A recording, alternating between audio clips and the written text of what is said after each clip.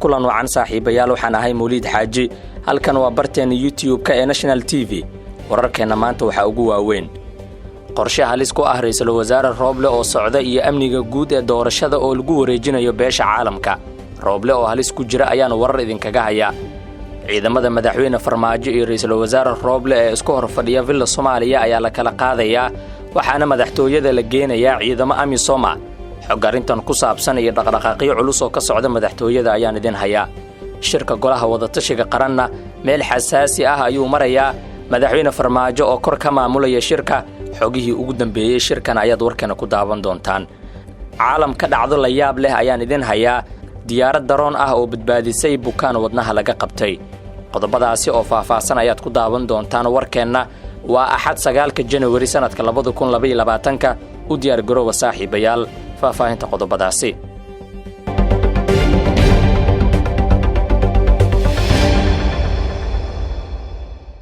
markale kulanti wanaagsan intaan gudagelin faahfaahinta wararkeena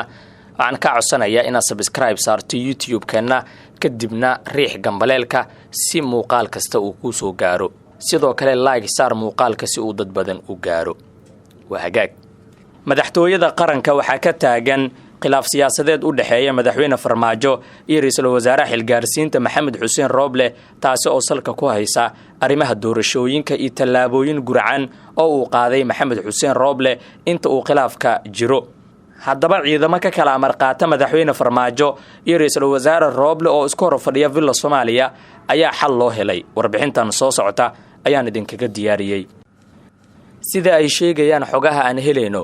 ciidamo ka socda howlgalka AMISOM ayaa lagu wadaa in la kala dhexdhigo xafiisyada madaxweyne Farmaajo iyo ra'iisul wasaare xilgaarsiinta Maxamed Xuseen Rooble oo khilaaf adag uu ka dhaxeeyo xilli ay xiisad dagaal ka jirto Villa Somalia madaxtooyada ayaa waxa isku hor fadhiyay ciidamo kala taabacsan madaxweyne Farmaajo iyo Rooble wixii ka dambeeyay dhacdadii 27 December ee lagu tilmaamay isku day afgambi markaasi oo kadib Rooble uu keensaday ciidan dheeraad ah oo suga amnigiisa ciidamada AMISOM ee la geenayo inta u dhaxaysa labada xafiis oo ku wada yaala gudaha Villa Somalia ayaa ku imaanaya hindise ay ka dambayso beesha caalamka waxaana la sheegay in aysan ka amar qaadan doonin labada dhinac balse ay ka hortagi doonaan in isku dhac uu ka dhaco Villa Somalia ayaa waxa horay u joogay ciidamo AMISOM ah oo suga amniga madaxtooyada balse waxa lagu xoojinayaa ciidamo dheeraad ah oo xiisada kala dhexgala xogta aan helayno ayaa intaasi ku daraysa in la dejin doono ciidan ka socday xafiiska madaxweyne Farmaajo oo qoryo iyo hub culus la fuulay dusha sare ee hanbiyood ku yaala gudaha madaxtooyada halka qaybaha sare ee xafiiska Rooble laga dejinayo ciidan kale oo difaac uga jira xaaladda madaxtooyada ayaa u muuqata mid qarka u saaran gacan ka hadal ra'iisul wasaare xilgaarsiinta Maxamed Xuseen Rooble iyo laba ka mid ah wasiirada taabacsan oo iyagana degan xindaabka waxay soo xareysteen hub iyo ciidan xoog leh wasiirka gaashaandhiga Cabduqaadir Maxamed Nuur Jaamac ayaa horay u deganaa xindaabka Villa Somalia balse waxaa toddobaadkan ku soo biiray oo soo degay wasiirka amniga Cabdullaahi Maxamed Nuur waxayna hooy ka dhigteen guryo u dhow xafiiska ra'iisul wasaaraha labada wasiir ayaana la sheegay in ciidan xoog leh ay wataan wixii ka dambeeyay 27 December waxaa cirka isku shareeray kala aamin baxa labada nin ee kala joogta xafiisyada ugu sareeya dalka maalmihii u dambeeyay ra'iisul wasaare xilgaarsiinta Maxamed Xuseen Rooble ayaa u xusul duubayay inuu la wareego mas'uuliyadda ammaanka guud ee dalka taasi oo dastuurka ay u diideyso balse waxa ka hortaagan madaxda dawlad goboleedyada taabacsan madaxweyne Farmaajo waxayna hadda doodaasi saaran tahay miiska shirka golaha wada tashiga qaran inkastoo la dhaqaajin waayay dooda Rooble ee ah inuu madaxweyne Farmaajo laga wareejiyo mas'uuliyadda ammaanka dalka ayaa hadda u muuqata mid sii dhimanaysa waxaana qodobkan aad looga dooday maalmihii la soo dhaafay iyadoo qodobkaasi uu noqday mid halis geliyay guud ahaan shirka ilaa haddana lama soo tabin wax isfaham ah oo ay madaxda maamul goboleedyada iyo Maxamed Xuseen Rooble gaareen waa tahay goordhow waxaan eegi doonaa shirka golaha wada tashiga qaran xogihii ugu dambeeyay iyo madaxweyne Farmaajo oo kor ka maamulaya shirkaasi balse intaan gudagelin subscribe saar YouTube-keena kadibna furo gambaleelka sidoo kale like saar muuqaalka si ay dad badan u daawadaan shirka magaalada Muqdisho uga socda golaha wada tashiga qaran ayaa maalintii toddobaad galay iyadoo aysan wax natiijo ah ka soo bixin madaxduna ay yihiin kuwa gorodda iskula jira isla markaana isku fahmila qodobada qaar. qodobka ugu culus ee la isku mari waayay ayaa ahaa kan amniga oo madaxda qaar ay soo jeediyeen in amniga guud ee dalka lagu wareejiyo ra'iisul wasaaraha xilgaarsiinta Maxamed Xuseen Rooble oo dagaal siyaasadeed kula jira madaxweyne Farmaajo, halka madaxda taageersan villa Soomaaliya ay tallaabadaasi gaashaanka ku dhufteen si cadna uga hor yimaadeen. shalay oo uu shirka ugu rajada badnaa ayaa rajadaasi ceel ku dhacday markii ay madaxdu mar kale dalbadeen kulamo dheeraad ah si ay wax badan u xeeriyaan.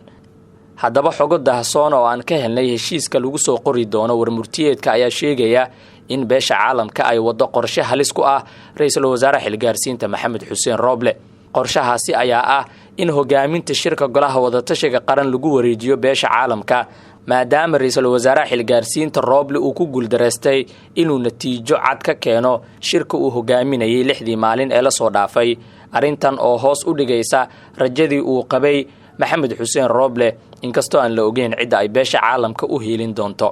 tani ayaana sumcad dil ku ah Maxamed Xuseen Rooble oo doorashada Soomaaliya sii wadi waayay. sidoo kale warar hoose ayaa sheegaya in la qorsheeyay in amniga guud ee doorashada dalka lagu wareejiyo ciidamada AMISOM isla markaana meesha laga saaro doorkii ay xukuumadda Rooble ku lahayd hogaaminta amniga doorashooyinka dalka, taasi oo dhabarjab kale oo weyn ku ah Rooble. Maxamed Xuseen Rooble ayaa 1 May ee sanadkii hore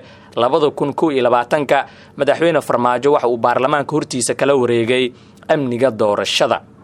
xubno ku jira shirka ayaa inoo soo dusiyay in Maxamed Xuseen Rooble uu muujiyay tanaasul badan balse ay laf dhuun gashay ku noqdeen kooxda taageersan madaxweyne Farmaajo ee kala ah madaxweyne Qoorqoor, Lafta Gareen iyo Cali Guudlaawe iyo sidoo kale gudoomiyaha gobolka Banaadir oo la safan dhinaca Farmaajo, kuwaas oo iyagu ka hor yimid qodobo dhowr ah oo uu miiska wada hadalka keenay Maxamed Xuseen Rooble. haddii amniga doorashada gacanta loo geliyo AMISOM waxa ay dhabarjab weyn ku tahay ra'iisul wasaare Rooble, waxa uuna doorashada dalka ka socota uu ka noqonayaa maqaar saar, iyadoo dadka siyaasadda falanqeeya ay tallaabadan ku macneynayaan inay meesha ku dhimanayso siyaasaddii Rooble ee doorashada. maanta oo axad ah ayaa la filayaa inay shirka wadatashiga qaran ku biiraan midowga murashaxiinta mucaaradka, waxaana mucaaradka loo sheegi doonaa sidii lagu xaliyay tabashooyinkii ay qabeen, sidoo kalena ay si wadajir ah u taageeraan natiijooyinka laga soo saaro shirkaasi oo u muuqda mid qaadanaya wax ka badan 7. si kastaba waxaa isha lagu wada hayaa waxa ka soo bixi kara shirkaasi oo dhinac u ridi doona xaaladda siyaasadeed ee dalka, sidoo kalena soo afjari doona khilaafka madaxweyne Farmaajo iyo ra'iisul wasaare Rooble. waa tahay markaan si kooban u eegno shirka golaha wadatashiga qaran, maalintii 7 ayuu galay shirka golaha wadatashiga qaran oo ka kooban ra'iisul wasaare Rooble, madaxda maamul goboleedyada iyo duqa Muqdisho, iyadoo maanta shirka la sii ambaqaadi doono waxaana ka qayb gali doona sida wararku ay sheegayaan xubno kamida midowga murashaxiinta madaxweynaha Soomaaliya. shirka oo muddo 6 cisho ah ka socday magaalada Muqdisho ayaa la sheegay in madaxdu aysan heshiis la taaban karo ku gaarin, kaasi oo ay maanta ka wada qayb gali doonaan midowga murashaxiinta mucaaradka si loola socodsiiyo halka uu shirka marayo. golaha wadatashiga qaran ayaa kulankoodii shalay uga dooday cabashooyinkii la xiriiray hufnaanta iyo daafurnaan la'aanta doorashada iyo tallaabooyinkii ay u gudbiyeen mucaaradka, bulshada rayidka iyo beesha caalamka, iyada oo meesha laga saaray qodobkii amniga ee la isku mari waayay. shirka golaha wadatashiga qaran oo ahaa kii ugu waqtiga dheeraa oo ay yeeshaan ayaa la filayaa in laga soo saaro warmurtiyeed, waxaana xogaha la helay ka mid ah in madaxdu ay ku heshiiyeen in muddo 60 cisho ah lagu dhammaystiro doorashooyinka iyo in amniga dalka ay saameyn ku yeelato AMISOM, gaar ahaan amniga doorashooyinka. wixii ku soo kordha halkan isha ku hay. qaybihii ugu dambeeyay ee warkeena ayaan soo gaarnay. caalamka haddaan eegno,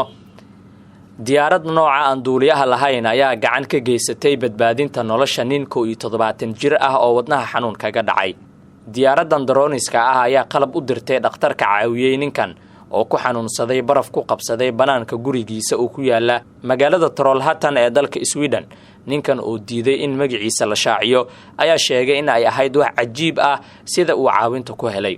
shirkadda Everydrone oo ah shirkadda iska leh diyaaradda aan duuliyaha lahayn ayaa sheegtay in gargaarka caafimaad ee ninkan loo fidiyey uu qaatay waxaan ka badnayn 3 daqiiqo kadib markii ay soo gaartay qayladhaanta lagu dalbanayay in ninkaasi caafimaad loo fidiyo. bukaanku wuxuu sheegay inuusan xasuusan wixii dhacay maalintaasi oo ahayd horaantii bishiina dhaaftay ee December. xaaskiisa ayaana sheegtay in nasiibku badbaadiyay ninkeeda. mid ka mid ah madaxda shirkadda Everton, Mattis Salistrom, ayaa aaminsan in tiknoolajiyadda ay qayb weyn ka qaadatay dadaalka wadajirka ah ee lagu badbaadiyay nolosha bukaankaasi. waa tahay waanaga intaa warkii aad ka daawanayseen barteena YouTube-ka ee National TV. waad ku maasantihiin daawashada iyo la socodka wararkeena. intaan ku kulmayno wararkeena soo socda waxaan idinkaga tagayaa nabadgelyo.